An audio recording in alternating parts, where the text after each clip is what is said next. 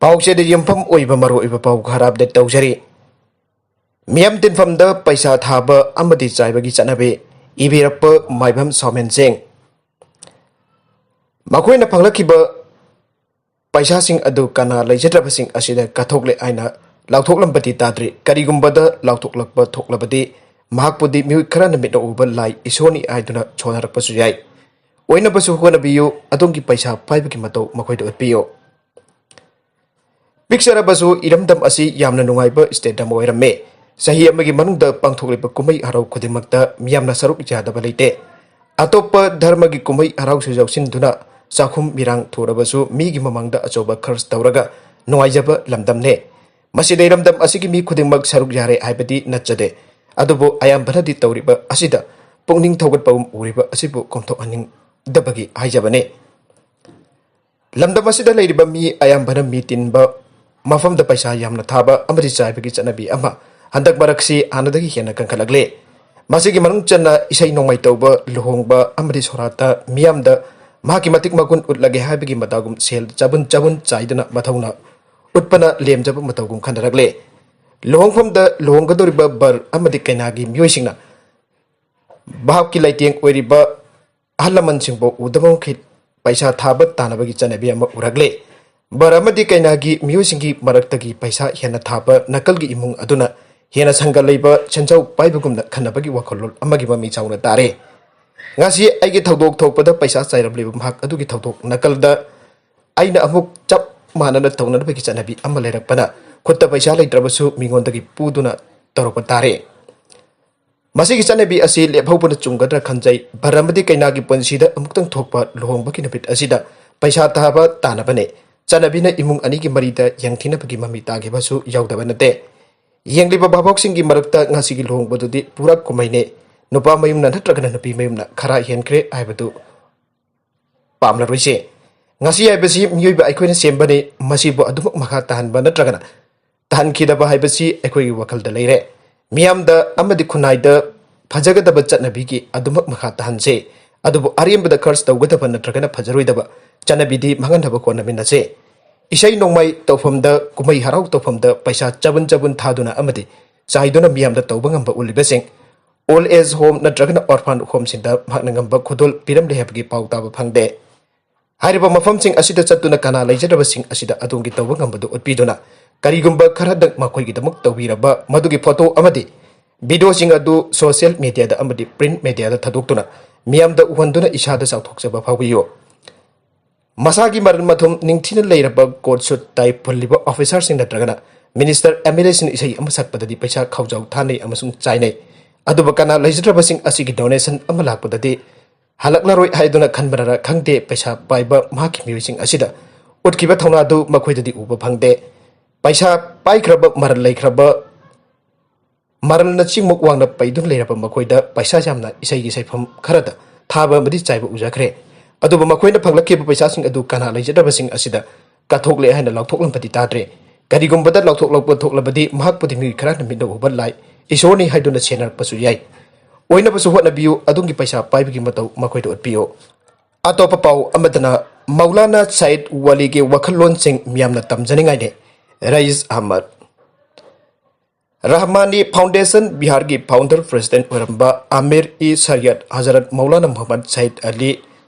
Said Wali Rahmani SB gi tawba ngamba matik magun amadi kathokpagi wakhalon singbo miyamna maruaina haukalakli manharol singna tamjaningai ne magna pakthong lamba amadi tawramba thabak tharum khudingmaksu makhatana chathaba aibasina lusingba asibu ikai khumnabu utpagi khudam oigadoribani aina Manipur State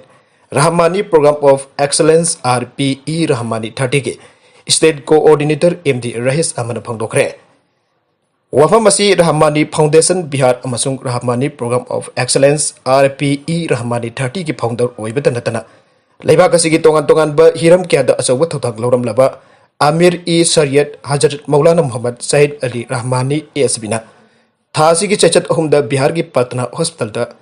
Sarmon Road da leiba Manipur Creative School da pangthokpa thorom dam hangna phangdokhebane Magna makhatana hai haukiba kumja Lising amaga sapa nifuga humdagi Jun gi chachat manga da pokiba Maulana Said Wal Rahman gi thoidok hendokpa magun singdi miyam nasu lidna sloi ba nairaroi mahakumbal singba amadi bihar ki tanatana malemgi oinasu atangpa oiribane mahaki Leibak asigi tallest leader reformer the visionary religious amadi thinker oibaki magun kyasu yauriba saknairabul singba amane mangla laikidaba haibasi malemgi oina maroina muslim singi oinasu jamna mangjaningai oigadoribane Lusingba sina lingkhatlamba rahmani 30 asina India pumbagi tanatana Manipur gi oinasu mahiroi lising kyana tongan ba hiramda kanaba phangale Mangna hai Colombo University dagi doctorate degree phanglakiba lusingba asiki assignment kaya se malemgi miyam na basak thangbiduna tongan ba award kaya su piduna ikai khumnaba utkrabane Khodamoina Rajiv Gandhi Award for Excellence Shakespeare Run Side Award from ISNA US Hype Award kaya se piduna ikai khumnaba utkraba lusingba asi ngasigi amadi tongi mirol singna kauthopam thokte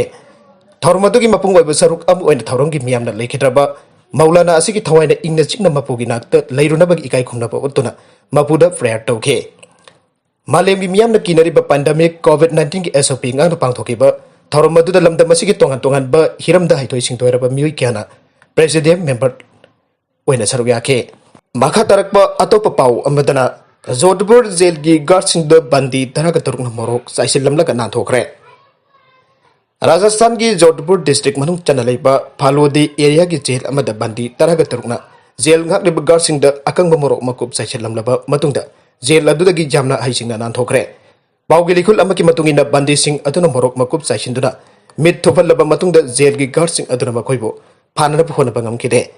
Subdivision Magistrate amsung mari leidaba Additional District Magistrate singba thodok thokliba mafam aduda khudak changsinduna yengsinkre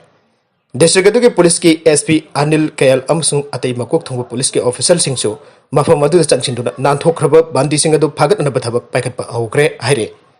Thodok aduga mari leina head constable ama yauna jail gi official mari mathauda pung changdi haiba maralda khudakta suspend tawkre Nanthokkhre Bandi sing adugi ayambadi mihatpaga mari leina jail aduda thamrakhiba singe atei narcotics drugs and psychotropic substances NDPS ek kamari leina phagatuna jail aduda lerakhiba under trial prisoners sing haire mafam adugi akoibe area da police amadi security force sing koisinduna Nanthokkhre Bandi sing adugi khongol libagi thabak paksana chathari Bandi sing adu ayambana mafam aduagi mioi singni airachu police ki pau asina makha tana phongdorakle Nagala da Myanmar da haujuk oirkliba phibam jumlo nariba Leibak singda charangna bathogalakpa yabagi phibam lakpa Myanmar da military ku tawtuna lengak chupli paisen khraba matungda haurakpa miyamgi ihau namthanaba khonabada angang sing jauna mioi changwa humpu hena sikhre February amada military ku tawkhraba matungda thadorakpa Assistant Association for Political Prisoners AAP pigi report na hai communication system control tawna khonariba military dictators singna Leibak katuki wireless internet service thingjankre democracy saugutuna ku gi meukta khongjang changsilakiba mioi singbu military junta da otnaibigi thawung chathare haire hiramasi gi matangda human rights was SRW na hai Myanmar da military ku tokhraba matungda politician election official journalist activist amasu protesters sing jauna mioi cha kya mafam khangdana mangankre atopa mioi lising kya marom phajinduna thamle international affairs nainaba sing mot matungina Myanmar da malemgi atai atopa Leibak sing marwaina Association for Southeast Asian Nations Asian gi member Leibak sing da akhana baming changhodrabadi jumlo nariba atai Leibak sing da su sarangna pathogalakpa yai Myanmar da mikhal pangthuktuna lengak paikhibo Aung San Suu Kyi gi party bo military junta na nam thagraba matungda Leibak adugi mioi cha kaya China Thailand Bangladesh amasung India na singba jumthangnariba Leibak sing da chenthorakpadagi pau taba phangle military junta na micham miyamgi badata nongthaktagi attack sa thagraba matungda Myanmaris Lising kyamrom Thailand da senselakibagi report leire matung tarakpadachu mioi Lising cha kya jumlo nariba Leibak sing da chenselakpa yai haina thajanare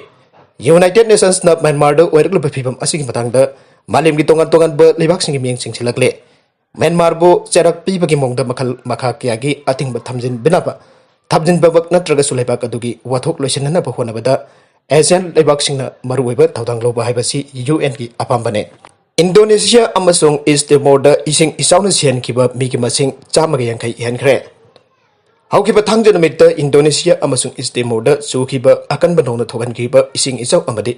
singninkhai thokdokna maram oiraga haujik phawada punna mioi chama yankai hena siankhre amadi kaya amana mai makai lehenkhidre aire थौदोक असिग मरी Lennon Indonesia की disaster management agency न फोंदोखिबदा लाइखोम लाइनांग जाउब इचाउ अदुन अहोखिबा नोमाइसिन मिट फावबदा मियोइ चाम कुंट्रा सिहनके मखाताना मी कनबगी थबक चाथरिबा मियोइसिन लाइखोम लाइनांग मरक्ता सथगिबा थीबा हुंबगी थबकता मियोइ कुंतरेट की असिबा हक्सांगसु थेंगनाखिबनि आइरे लाइबक थीबा थौदोक अदुन मियोइ चाम यांखै हेन सिहनख्रे हाइन ऑफिसर्सना confirm तौखिबा लोइनना मियोइ लिसिंग तरा हेन लाइफम देहनखिद्रे अमदि क्या अमद थीबा फंगदना लेरे थीबा फंगदना लेरिबा मियोइसिंग अदु मखाताना इस्तिमोर की मनुंग हंजनबा मफमदा लेबा सिंह मनाक्ता थीबा की थबक चथरी हारिबा मफम असिदा थीबा फंगदना लेरिबा मियोइसिंग अदु लाइखोम लाइनांग फुमजलंबा याय हाइना थाजनारे मरगासिदा लाइबाक असिदा हौकिबा पुंग कुनमरी द मियोइ लाख मखलिसिंग तरा मंगा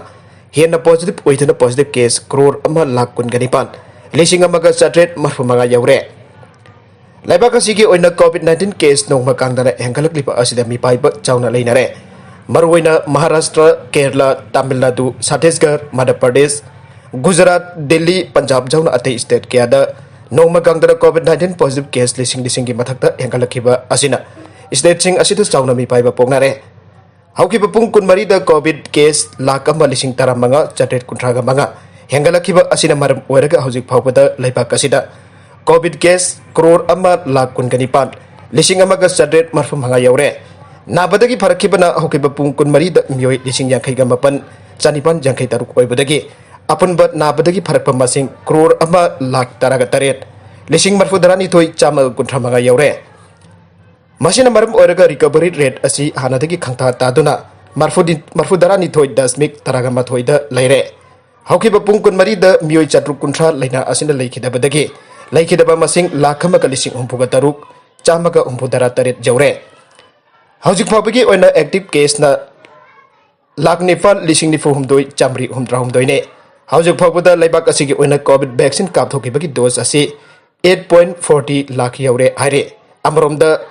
नॉर्थ ईस्ट स्टेट्स कोविड-19 की केस असि स्टेट कयादा हेंगलकपा लेप्त्रे हाना अरुणाचल कोविड केस अमत लेतदुना फ्री ओइरंबा अदु हौजिकदी कोविड केस वांखलक्तुना एक्टिव केस तरादा हाइगतखिबगा लोइनना अतै स्टेट्स कोविड केस वांखलक्तुना एक्टिव केस हाइगलकपा लेप्त्रे